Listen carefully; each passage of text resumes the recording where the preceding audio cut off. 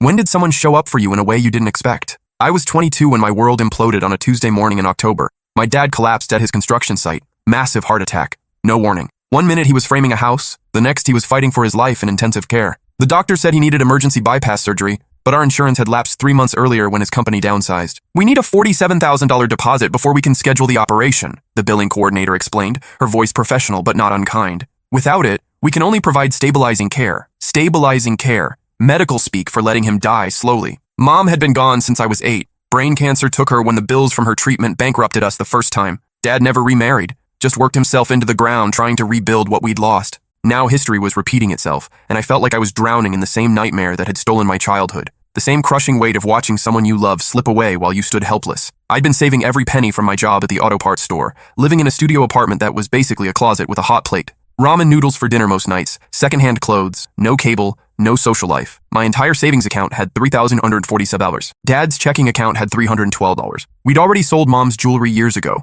the last pieces of her we had left. I spent the next 2 days calling every bank, charity, and relative we had left. Nothing. Dad's brothers had their own problems. One was unemployed, the other dealing with his wife's dialysis treatments. The banks laughed at my loan applications. A 22-year-old with no credit and no collateral asking for 50 grand. GoFundMe raised $200 in 48 hours. Nowhere near enough. I posted on every social media platform, shared the link everywhere, begged friends to spread the word. Still nothing close to what we needed. By Thursday night, sitting in that sterile hospital hallway, I'd run out of options. Dad was stable but fading. Every hour that passed without surgery meant more damage to his heart. The nurses wouldn't look me in the eye anymore. I could see pity in their faces when they thought I wasn't watching. The same look they'd given me when Mom was dying. That careful professional sympathy that meant they'd seen this story before and knew how it ended. That's when Tobias walked into my life. I was crying in the hospital cafeteria at 2 a.m., staring at my phone, calculating impossible math. Maybe I could sell my car, take out credit cards, beg strangers on the street. Nothing added up to enough. The vending machine hummed in the corner. Fluorescent lights buzzed overhead, and everything smelled like disinfectant and despair.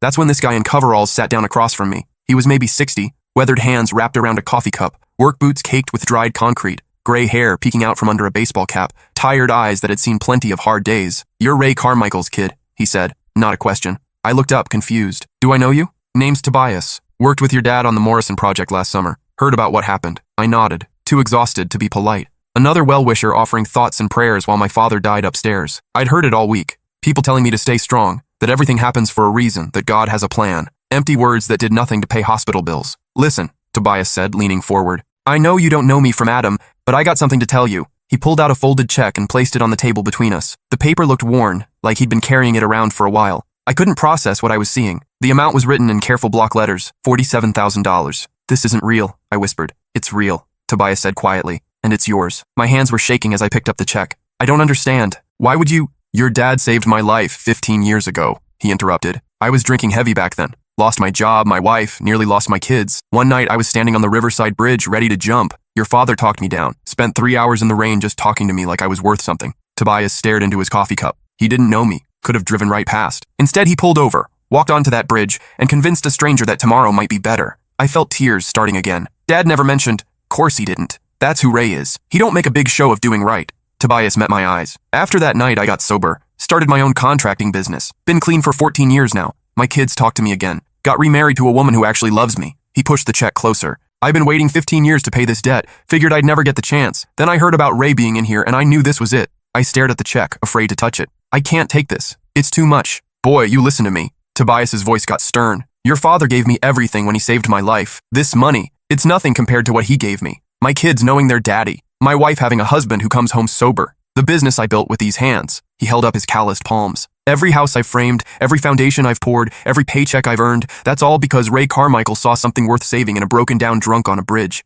I was sobbing now, clutching the check. "But this is your money, your savings. I got plenty more where that came from," Tobias said. "Business has been good to me, real good. And you know why? Because your dad taught me that one person can make all the difference in the world." He stood up, placing a gentle hand on my shoulder. "You go get that surgery scheduled. Ray's got more work to do in this world." I ran to the billing office, check in hand. The night coordinator looked skeptical until she verified the funds. Within an hour, Dad was being prepped for surgery. The operation took 8 hours. I paced the waiting room, replaying Tobias's words. My father had saved a stranger's life and never said a word about it. How many other lives had he touched without me knowing? During those 8 hours, something incredible happened. Word had somehow spread about what Tobias had done. Construction workers started showing up at the hospital, Guys who'd worked with Dad over the years. Men who knew him as someone who'd lend tools, share lunch, or cover shifts when someone had family problems. A grizzled old foreman named Charlie sat down beside me around hour 5. Your dad ever tell you about the time he found me passed out drunk in my truck? I shook my head. This was maybe 10 years ago. I'd been drinking my paycheck away, sleeping in the cab behind a 7-Eleven. Ray found me, drove me to a clinic, sat with me through detox.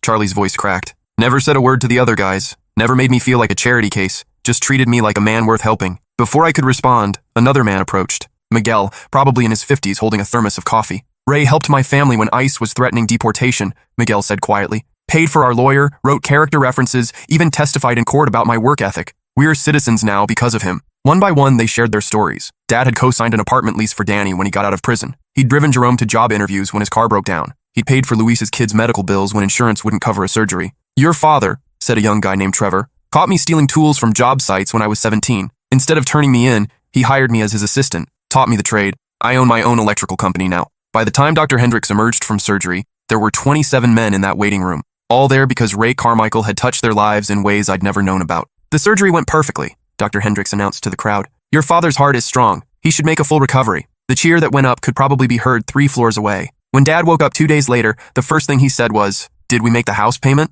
I laughed through my tears. Don't worry about money, Dad. Someone took care of everything. Who? I told him about Tobias, about the bridge, about the check. Dad's eyes filled with tears. Tobias Henderson, he whispered. I remember him. Broken man. Thought I'd failed him when he wouldn't take my card. You didn't fail him, Dad. You saved him. And he's not the only one. I spent the next hour telling him about all the men who'd shown up during his surgery. With each story, Dad's amazement grew. I was just doing what felt right, he kept saying. Exactly. And it came back to save your life. The recovery was slower than we'd hoped. Dad needed weeks of cardiac rehabilitation, physical therapy, and careful monitoring. But every day brought visitors, former co-workers, neighbors, people whose stories I was just beginning to understand. Mrs. Patterson from down the street brought homemade soup every Tuesday. She told me how Dad had shoveled her driveway every snowfall for 12 years without being asked. Never would take payment, she said. Said neighbors help neighbors. An elderly man named Frank visited on Thursdays, always bringing the newspaper and a chess set. Turned out Dad had been driving Frank to dialysis appointments for 3 years after Frank's wife died, and he had no other transportation. Ray never missed an appointment, Frank told me. Even came on Christmas morning when I had an emergency session. Sat with me for 4 hours, just talking about baseball and old movies. But the most surprising visitor was a teenage girl named Zoe. She came with her mother, both of them nervous and emotional.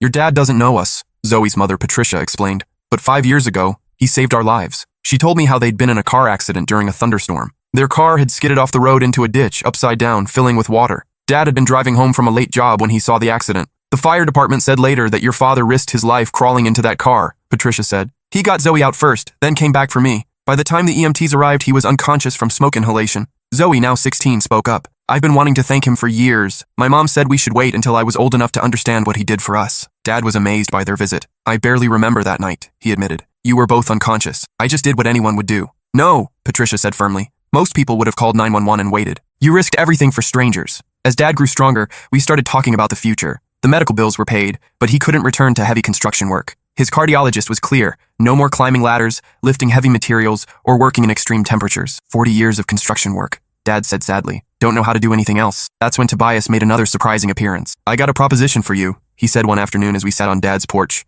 My business is booming, but I need a partner. Someone who knows quality work, can manage crews, handle the planning side. Dad looked interested but hesitant. Tobias, I appreciate the offer, but I can't work like I used to. Who said anything about swinging hammers? Tobias interrupted. I need a project manager, someone to coordinate jobs, work with clients, handle the paperwork, all the stuff I hate doing, but you're good at. Over the next month, they worked out the details. Carmichael and Henderson Construction was born, a partnership between two men whose lives had intersected in the most unexpected way. Their first project was renovating a house for a single mother named Diana, who'd been laid off from her nursing job. She needed basic repairs, leaky roof, broken furnace, electrical issues, but couldn't afford a contractor. We'll work out a payment plan, Dad told her. You can pay us what you can when you can. Diana broke down crying. Why would you do this for a stranger? Dad and Tobias exchanged a look. Because someone did it for us, Dad said simply. The Diana project set the tone for their business model. They take on bigger commercial jobs to fund their community work. For every high-paying client, they'd help a family in need. Word spread quickly through the community. Churches started referring families to them. Social workers gave out their business cards. The local newspaper ran a feature story about their unusual business model. We're not trying to be heroes, Dad explained to the reporter. We're just trying to pay forward what was given to us. Within 6 months, they had a waiting list of both paying clients and families needing help. They hired Danny, the ex-con Dad had helped years earlier, as their first full-time employee. Ray gave me a chance when no one else would, Danny told me. Now I get to help give other people chances. Their second hire was Miguel's son, Antonio, fresh out of trade school and looking for an apprenticeship. Their third was Trevor, the former tool thief who'd become a successful electrician and wanted to be part of their mission. By the end of their first year, Carmichael and Henderson had completed 37 paying projects and 22 pro bono jobs. They'd renovated houses for 3 veteran families, fixed a community center's heating system for free, and built a playground for a daycare center that couldn't afford one. But the project that changed everything was Elena Rodriguez. Elena was 19, 7 months pregnant, and fleeing an abusive relationship. She'd found refuge at a women's shelter, but the shelter was overcrowded and could only house her for 30 days. The shelter director, Maria Santos, called our office desperate for help. Elena's got a job lined up at the medical center, but she needs a place to live before the baby comes. There's a small apartment above the bakery on Elm Street.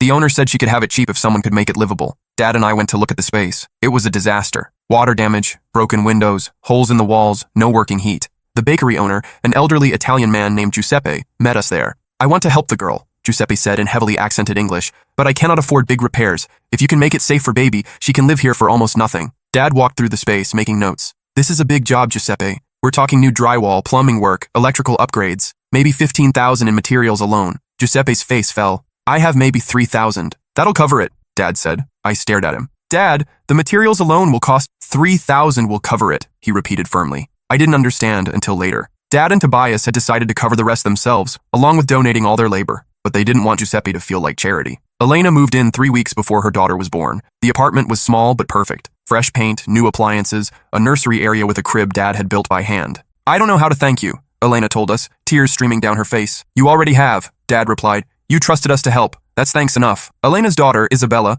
was born healthy and strong. Elena worked hard at her job as a medical assistant and eventually saved enough to rent a larger place, but she stayed in touch with our family. 2 years later, she called with incredible news. She'd been accepted to nursing school. "I want to help other women like me," she explained. "Women who need someone to show up for them when they don't expect it." Elena's story caught the attention of local media, and suddenly everyone wanted to know about Carmichael and Henderson construction. We were featured in newspapers, on radio shows, even on a regional television program about community heroes. "We're not heroes," Dad kept insisting. "We're just guys who learned that helping people comes back to you in ways you never expect." The publicity brought unexpected opportunities. A major housing nonprofit approached us about partnering on a project to build affordable homes for first-time buyers. A local bank offered to finance community projects at reduced interest rates. The city council invited us to bid on the new community center project, but it also brought unexpected challenges. Some established contractors weren't happy about our pro bono work. They accused us of unfair competition, claiming we were undercutting prices by working for free. "If everyone starts giving away their work," complained a contractor named Bill Hartley at a city council meeting,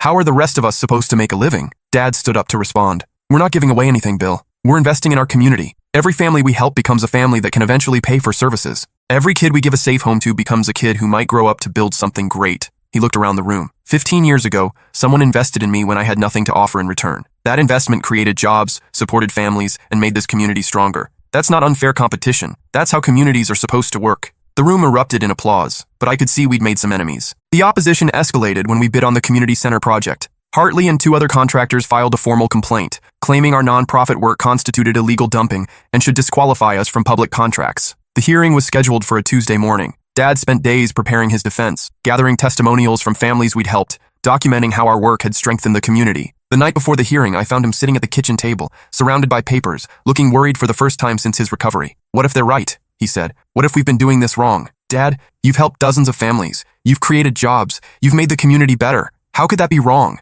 "Maybe I'm being naive," he said. "Maybe there are rules I don't understand." That's when the doorbell rang. It was Elena, holding 3-year-old Isabella. "Miss Maria at the shelter told me about the hearing tomorrow," Elena said. "I wanted to give you this." She handed Dad a folder. Inside were letters, dozens of them. Families we'd helped, employees we'd hired, neighbors whose lives had been touched by our work. "I organized them," Elena explained. "Everyone wanted to speak for you, but Miss Maria said you might need these instead." Dad read the first letter, from Diana, the single mother whose house we'd renovated. It detailed how our help had allowed her to keep her home, return to nursing school, and eventually buy a house of her own. The second was from Trevor, describing how Dad's trust had turned him from a teenage thief into a successful business owner who now employed 12 people. The third was from Patricia and Zoe, the mother and daughter from the car accident, explaining how Dad's heroism had given them 17 years of life together that wouldn't have existed otherwise. Letter after letter, story after story, life after life that had been changed by Dad's simple belief that helping people was the right thing to do. "This is what you've built," Elena said softly. "Not just houses, lives, futures, hope." The hearing the next morning was packed. Hartley and his supporters sat on one side, armed with legal arguments and procedural complaints. Our friends and families we'd helped filled the other side, clutching Elena's letters. The city attorney read the complaint, technical violations, unfair practices, improper bidding procedures. It all sounded very official and damning. Then Devin Chen, who joined the city council since our first meeting, asked to speak. "I've known Ray Carmichael for years," he said. "He helped my family during one of our darkest times, asking nothing in return. That generosity taught my daughter that there are people in this world who help because it's right, not because they get something back." He held up Elena's folder. "These letters represent 43 families whose lives have been transformed by Carmichael and Henderson Construction. That's 43 families who are now taxpayers, homeowners, contributors to our economy." Devin looked directly at Hartley. "You want to talk about unfair competition? These men have created more business for all of us by making our community stronger. Every family they've helped becomes a family that can afford to hire contractors, buy materials, invest in their homes." One by one, people stood to speak. Giuseppe, the bakery owner, talked about how Elena's presence had brought new customers to his business. Frank described how Dad's reliability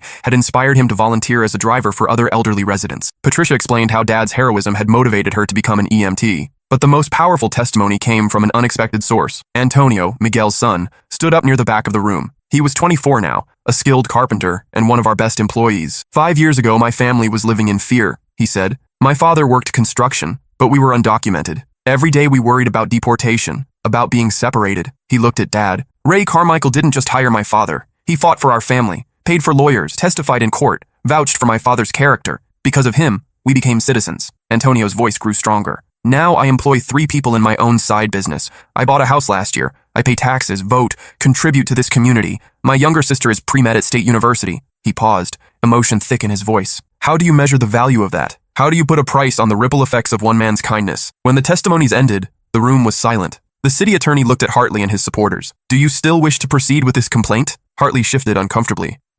We just wanted to ensure fair business practices." "Mr. Hartley," said Councilmember Janet Walsh, "in your opinion, what would be fair recompense for saving a child's life? For preventing a family's deportation? For turning a teenage criminal into a successful businessman?" Hartley had no answer. The complaint was dismissed unanimously. Carmichael and Henderson was awarded the community center contract. As we left the courthouse, Elena caught up with us in the parking lot. "Thank you for showing me what it means to fight for what's right," she said. "You didn't need us to teach you that," Dad replied. "You already had that strength. We just gave you a chance to use it." 3 months later, Elena graduated from nursing school. She took a job at the hospital where Dad had his surgery, working in the cardiac unit. "I want to help save hearts," she told us, "just like you saved mine." The community center project became our largest and most visible work. But more importantly, it became a symbol of what was possible when people worked together. We hired local subcontractors whenever possible, including some of the men who'd initially opposed us. Hartley's electrical company did the wiring, and he turned out to be a meticulous craftsman who took pride in the quality of his work. "I may not understand your business model," he told Dad one day, "but I respect your results." The center featured a gym, classrooms, a computer lab, and a commercial kitchen for community events. But Dad insisted on one special addition, a memorial garden for community members who'd made significant contributions. The first memorial was for Walter Gibson, Ruby's grandfather, who Dad had saved on the bridge that same night as Tobias. Ruby designed the garden herself, creating a peaceful space with benches arranged so people could sit and reflect. "Grandpa Walter always said gardens were like kindness," Ruby explained at the dedication ceremony. "You plant something small, tend it carefully, and watch it grow into something beautiful that brings joy to everyone who sees it." The community center opened on a Saturday in June. The dedication ceremony drew over 500 people, the largest community gathering in the city's history. But for me, the most meaningful moment came an hour before the official opening. Dad and Tobias were standing in the main entrance, looking at a small plaque they'd installed. "Dedicated to all who stop to help, who plant seeds of kindness without expecting to see them grow, and who believe that tomorrow might be better." "You think we got it right?" Tobias asked. Dad nodded. "I think we honored what we were given." As the crowd gathered for the ceremony, I watched the faces around me. Elena, now a confident nursing student, holding Isabella's hand. Antonio, discussing a construction project with potential clients. Trevor, explaining electrical systems to a group of teenagers interested in trade careers. Giuseppe had set up a stand selling pastries, with all proceeds going to the shelter where Elena had stayed. Miguel was grilling hamburgers alongside Frank, who'd become the center's volunteer coordinator despite being in his 70s. Charlie, the old foreman who'd struggled with drinking, was leading a tour for other contractors, proudly explaining the building's features. Danny was helping set up chairs, his own success story inspiring other ex-offenders who joined our crew. Mrs. Patterson sat in the memorial garden with Ruby, the two women bonding over their shared love of growing things. Patricia and Zoe were volunteering at the registration table, Zoe now a pre-med student inspired by her mother's career as an EMT. Every person in that crowd was connected to our story in some way, lives that had intersected, been changed, and gone on to change others. When Mayor Richardson called Dad and Tobias to the podium, the applause was thunderous, but Dad looked uncomfortable with the attention. "This center exists because one man decided that 2 strangers on a bridge were worth saving," he said into the microphone. "But it was built by an entire community that decided to invest in each other." He gestured to the crowd. "Every person here has a story about helping or being helped. That's what makes a community strong. Not the buildings we construct, but the connections we create.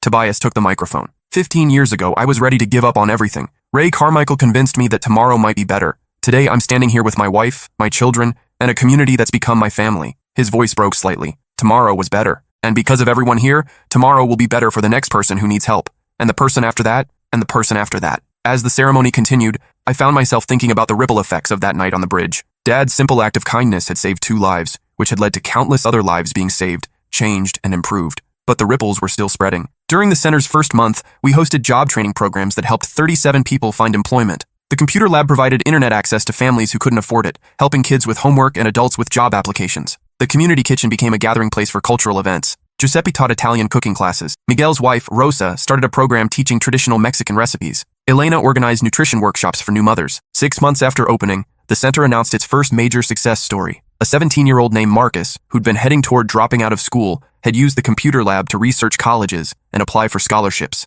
He'd been accepted to 3 universities with full financial aid. I never thought college was possible for someone like me, Marcus said at the center's 6-month celebration. But seeing all the people here who'd overcome bigger challenges than mine, it made me believe I could do it too. Marcus's story inspired other teenagers. Soon we had a study group that met every evening, older students helping younger ones with homework and college applications. But the program that meant the most to Dad was the one Elena started in the cardiac unit at the hospital. She'd noticed that many heart patients, especially older men, struggled with depression during recovery. They felt isolated, scared, and unsure about their futures. I know someone who might be able to help, Elena told the head nurse. She arranged for Dad to visit patients who were facing similar challenges to what he'd experienced. Not as a medical professional, but as someone who'd been through the fear and uncertainty of heart surgery. I can't tell you the recovery will be easy, Dad would say to patients, but I can tell you it's possible to come back stronger than before. He'd share his story, the surgery, the kindness of strangers, the business he'd built afterward. Most importantly, he'd listen to their fears and concerns. The hardest part, he'd tell them, isn't the physical recovery. It's believing you still have something valuable to contribute.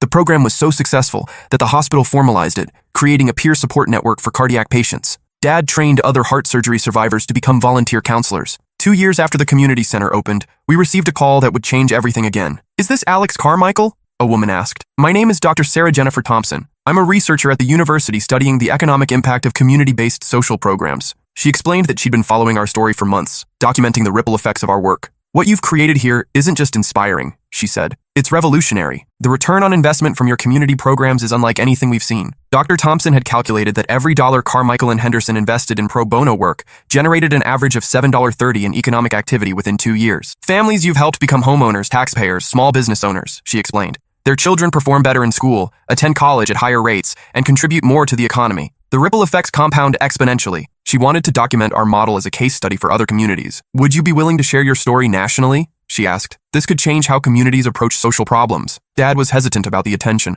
but Tobias convinced him. Think about how many other Rays are out there, Tobias said. How many people want to help but don't know how? Maybe our story could inspire them. Dr. Thompson's research led to a feature in Harvard Business Review titled The Carmichael Model: How Community-Based Kindness Creates Economic Growth. The article caught the attention of foundations, nonprofits, and community organizations across the country. We started receiving invitations to speak at conferences, requests for consulting on similar programs, and offers of funding to expand our model. But the most meaningful response came from a small town in Oregon. We read about what you're doing, said the caller, a city councilman named Robert Chen. Our community is struggling, high unemployment, young people leaving, businesses closing. Could you help us implement something similar? Dad and Tobias looked at each other. Neither had ever imagined their story would spread beyond our small city. We're not experts, Dad said. We're just guys who learned that helping people works. That's exactly what we need, Robert replied. Not experts, examples. 6 months later, we made our first consulting trip to Millbrook, Oregon. Population 3,200, median income below the poverty line, main street lined with empty storefronts. But the town had something valuable, people who cared about each other and wanted things to get better. We spent a week there, meeting with local contractors, business owners, and community leaders. The model adapted beautifully to their situation. 2 contractors, both struggling to find work, agreed to partner on community projects. The local bank offered reduced-rate financing for home repairs. 3 churches pledged space and volunteers for a community center. Most importantly, they identified their own Ray Carmichael, a retired teacher named Martha Williams, who'd been quietly helping families for decades, paying utility bills for struggling neighbors, tutoring kids for free, organizing food drives. Martha's been doing what you do for 20 years, the mayor told us. We just never thought of it as an economic development strategy. Within a year, Millbrook had renovated 12 homes, started a job training program, and opened a small community center. Young families began moving back. 2 new businesses opened on Main Street. You gave us permission to believe that caring about each other could save our town, Martha told us during our follow-up visit. The Oregon Project led to others. A neighborhood in Detroit, a rural community in Alabama, a suburb in Ohio where factory closures had devastated the local economy. Each place adapted the model to their unique situation, but the core principle remained the same.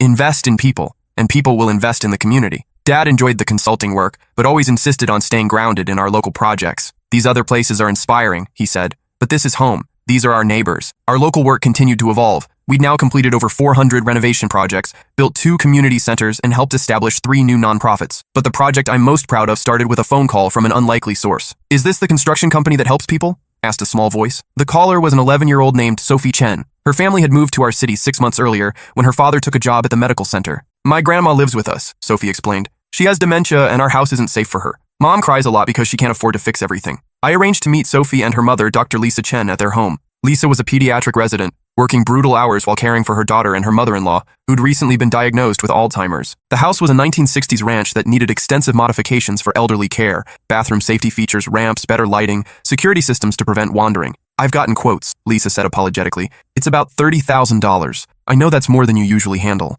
"Actually," I said, "this is exactly what we handle." The Lisa Chen project became our most complex accessibility renovation yet. We installed sensor lights, reinforced grab bars, a walk-in shower, and a secure garden area where Sophie's grandmother could spend time safely outdoors. But the most important feature was Sophie's idea: a memory wall with family photos, familiar objects, and recordings of family members telling stories about their shared history. "Grandma gets confused about where she is," Sophie explained. "But maybe if she sees things that remind her of happy times, she'll feel less scared." The memory wall worked beautifully. Sophie's grandmother, even in her declining state, would spend hours looking at the photos and touching familiar objects. 6 months later, Lisa called with an update. "Sophie's been accepted to a gifted program for kids interested in medical careers," she said. When they asked her why she wants to be a doctor, she said she wants to help families the way you helped ours. "She's got the heart for it," I replied. She also said something else that I thought you should hear. "What's that?" She said she learned that the best medicine isn't always what doctors prescribe. Sometimes it's just caring enough to show up for people when they need help. Sophie's words stuck with me. At 12 years old, she'd understood something that took some adults a lifetime to learn.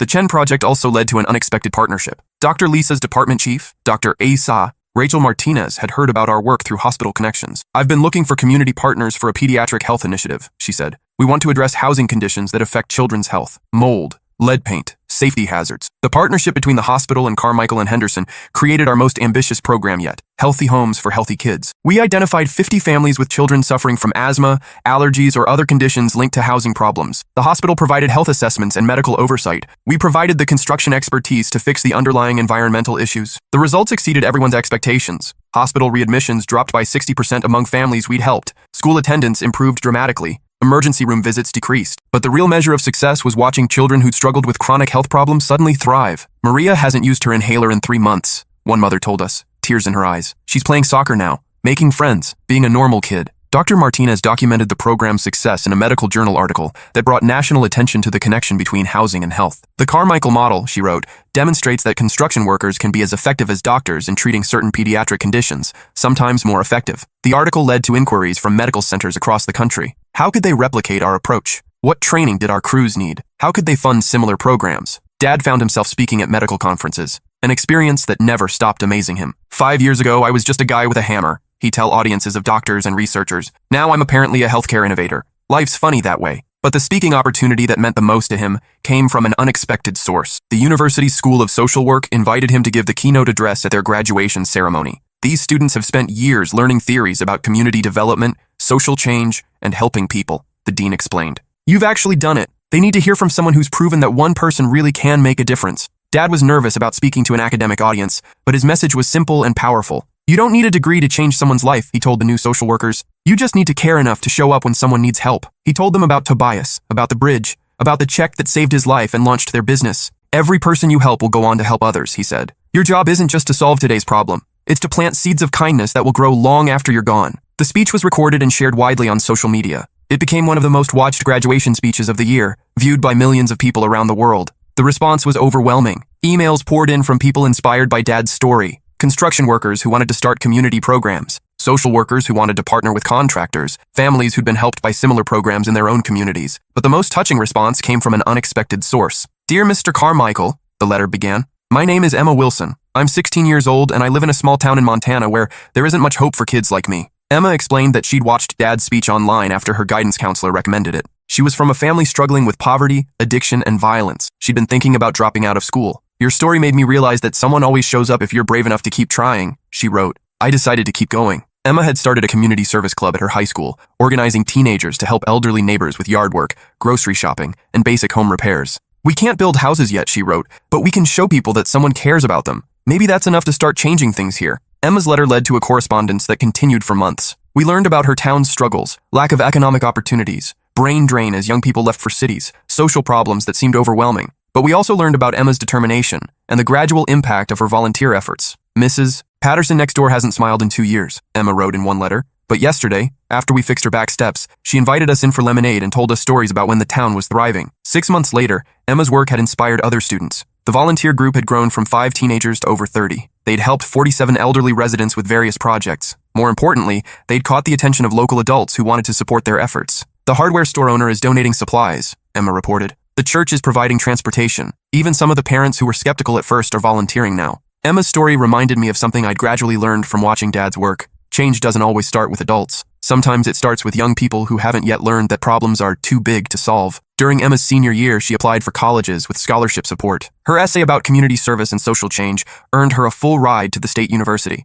I want to study social work and community development, she wrote in her acceptance letter to us. I want to help other small towns discover what they can accomplish when people work together. Emma's story became another thread in the growing tapestry of lives connected to Dad's simple act of kindness on a bridge 15 years earlier. By now, the ripple effects had spread far beyond anything we could track. People who'd heard our story were starting their own community programs. Contractors in other cities were partnering with social service agencies. Medical centers were addressing housing issues as health interventions. But the story that amazed me most came from an unexpected phone call. My name is James Tobias Henderson, the caller said. I think you know my father. Tobias's son was 32, a software engineer living in Seattle. He'd grown up knowing the story of how Dad had saved his father's life, but it wasn't until he became a father himself that he truly understood its impact. I have a 4-year-old daughter, James explained. Recently, she asked me why Grandpa Tobias always talks about Mr. Ray with such love in his voice. James had explained the story, how Dad had found Tobias on the bridge, talked him through his crisis, and changed the trajectory of their entire family. My daughter listened to the whole story, James said. Then she asked the most amazing question. Daddy, if Mr. Ray hadn't been there,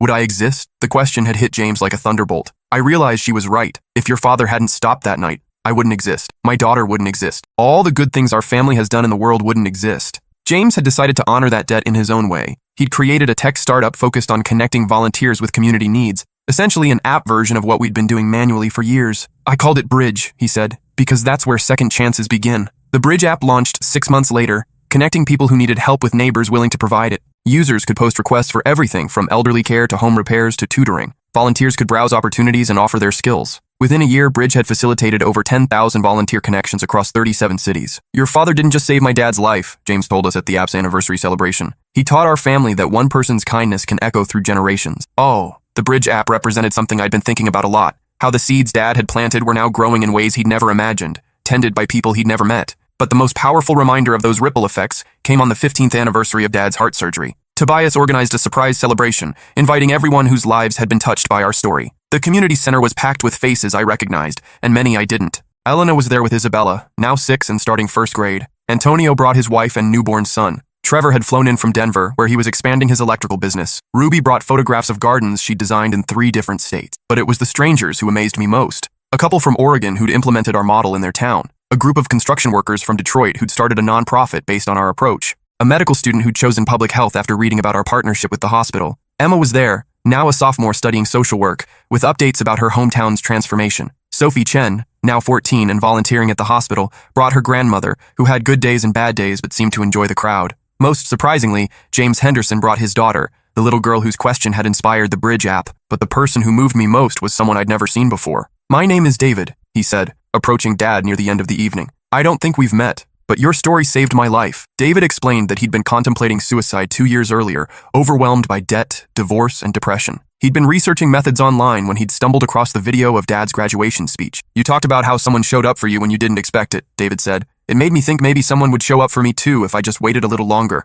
David had called a suicide prevention hotline that night. The counselor had connected him with local resources. He'd gotten into therapy, found a support group, started rebuilding his life. I'm not saying I'm completely healed, David said, but I'm here. I'm trying. And last month I volunteer matched through the Bridge app to help an elderly man with his yard work. He smiled. Turns out helping someone else was exactly what I needed to help myself. Dad listened to David's story with tears in his eyes. You did the hard part, Dad told him. You chose to stay. You chose to try. I'm just glad the story helped. As the celebration wound down, I found myself thinking about the mathematics of kindness. Dad's decision to stop for two strangers on a bridge had now touched hundreds of lives directly and thousands more indirectly. But it wasn't the numbers that mattered. It was the individual stories. Elena finding the courage to leave an abusive relationship, Antonio becoming a citizen and building a business, Emma transforming her hometown, David choosing life over death. Each story was a miracle in its own right. Together they represented something even more profound. Proof that kindness isn't just nice, it's necessary. That communities don't just happen, they're built by people who choose to care for each other. 6 months after the anniversary celebration, Dad and I were working on a new project, renovating a house for a family whose teenage son had survived a suicide attempt. The boy, Michael, was home from the hospital, but struggling with depression and anxiety. "I don't know if this will help," his mother had said when she called us, but Michael's therapist thinks having a project to focus on might be part of his healing. Michael turned out to be a natural carpenter. Working with his hands, creating something beautiful from broken materials, seemed to calm his anxiety in ways that medication and therapy hadn't been able to achieve alone. "There's something about fixing things," Michael told Dad one afternoon as they worked on refinishing hardwood floors. "It makes me feel like maybe I can be fixed too." "You're not broken," Dad replied gently. "You're just hurt. There's a difference." As Michael's confidence grew, he started helping with other projects. He had a gentle way with elderly clients and a patience that made him perfect for detail work. By the end of the summer, Michael had decided he wanted to learn construction professionally. He enrolled in trade school with plans to join our crew after graduation. "Working with you guys saved my life," Michael told us. "I want to help save other people's lives too." Michael's story reminded me of something I'd learned watching Dad's approach to helping people. Sometimes the person being helped ends up helping the helpers. The healing goes both ways. As I write this, 17 years have passed since Tobias walked into that hospital cafeteria with a check that saved Dad's life. Our business now employs 63 people. We've completed over 900 projects. We've helped establish community programs in 47 cities. But those numbers don't capture the real story. The real story is Emma, now working as a community organizer, teaching other young people that they have the power to change their circumstances. It's Elena, now a nurse practitioner running a clinic for domestic violence survivors, showing up for women the way we showed up for her. It's Michael, now our youngest foreman, specializing in projects for families facing mental health challenges. It's Antonio, whose construction company has hired over 30 people and whose sister just graduated medical school. It's Sophie Chen, now studying to become a pediatric social worker, inspired by watching her family receive help when they needed it most. It's James Henderson, whose Bridge app has facilitated over 50,000 volunteer connections and inspired similar platforms around the world. It's David, who now volunteers with a suicide prevention organization and has personally talked 17 people through crisis moments. And it's thousands of other stories I'll never know about. Lives touched by people who were touched by our story.